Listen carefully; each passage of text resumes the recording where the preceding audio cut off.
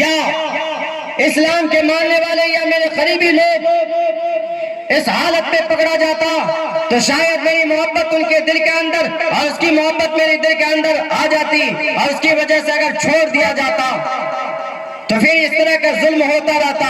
اس لیے میں نے چراغ کو بجھانے کا حکم دیا کہ اندھیرے میں جو ہے چاہے جو بھی ہو اس کا قتل کر دیا جائے۔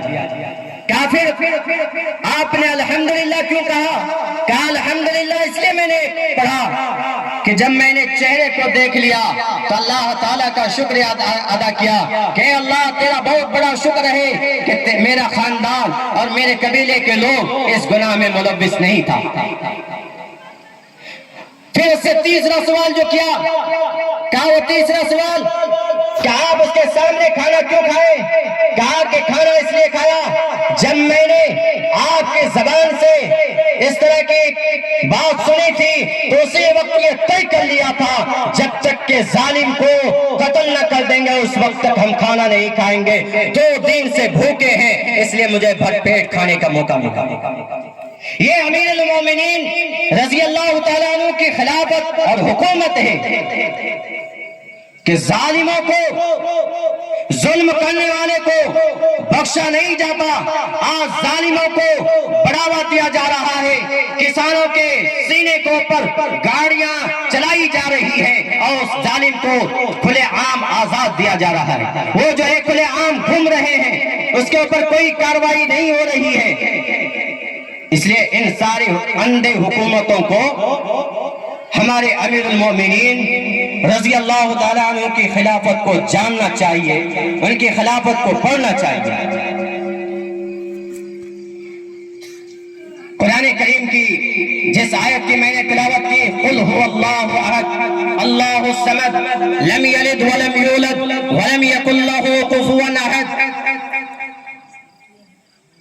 اس آیت کے اندر اللہ تعالیٰ اعلان کرتے ہیں، نبی پاک صلی اللہ علیہ وسلم کو حکم دیتے ہیں کہ اے نبی آپ اعلان کر دیجئے کہ اللہ ایک ہے، اللہ ایک ہے، اس کے نہ کوئی اولاد ہے اور نہ ہی وہ کسی کے اولاد ہیں، وہ کسی کا محتاج نہیں، ساری مخلوقات اس کے محتاج ہیں، ساری مخلوقات اس کے محتاج ہیں، ساری مخلوقات اللہ تعالیٰ کے محتاج ہیں۔ جب اس آیت کو یعنی اس سورت کو میں نے پڑھا تو ہندو دھرم کے ویدوں کے اندر ایک منتر ملا کہ ایکو دیوہا سربو تیشو گورہا۔ پھر قرآن کریم کے اندر اللہ تعالیٰ نے ارشاد فرمایا لیس کمثلہ شیء، تو ہندو بھائیوں کی کتابوں میں کہا گیا نتسپوتی معستی۔ اگر قرآن کریم میں اللہ تعالیٰ نے کہا ان اللہ علی کل شیء قدیر، تو میرے ہندو بھائیوں آپ کے ویدوں میں، آپ کی کتابوں میں کہا گیا ہے، آپ کی کتابوں میں لکھا ہے دیو مہان سرب شکتیمان۔ اگر قرآن کریم میں اللہ تعالیٰ نے کہا ہے لا تبدیل بکلمات اللہ، تو میرے ہندو بھائیوں آپ کے ویدوں میں، آپ کی کتابوں میں کہا گیا ہے، آپ کی کتابوں میں لکھا ہے ادب دھانی ورون السبوتانی۔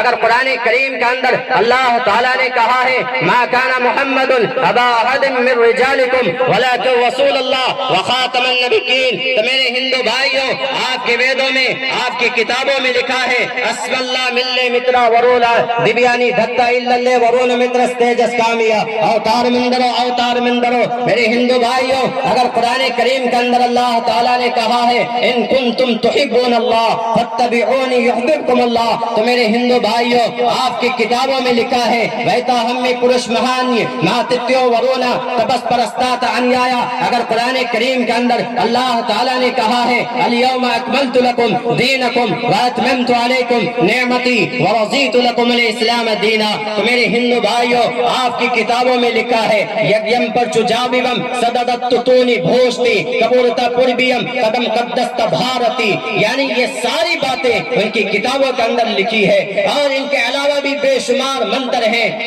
اور بار بار جو ہے مجھے اختتام کرنے کے لیے کہا جا رہا ہے. پھر انشاءاللہ کبھی موقع ملے گا تو میں آپ کے سامنے اس تقریر جو ابھی ادھوری ہے، ناقص ہے، ان کو مکمل کرنے کی کوشش کروں گا. اللہ تعالیٰ سے دعا کریں کہ اللہ تعالیٰ ہم سبوں کو اپنے ایمان پر، اپنے اسلام پر، اپنے دھرم پر، اپنے مذہب پر جمع رہنے کی توفیق نصیب فرمائے، اور ہماری ماں باپ کو بھی اسلام پر، ایمان پر جمع رہنے کی توفیق نصیب فرمائے. آمین. وآخر دعوانا الحمدللہ رب العالمین.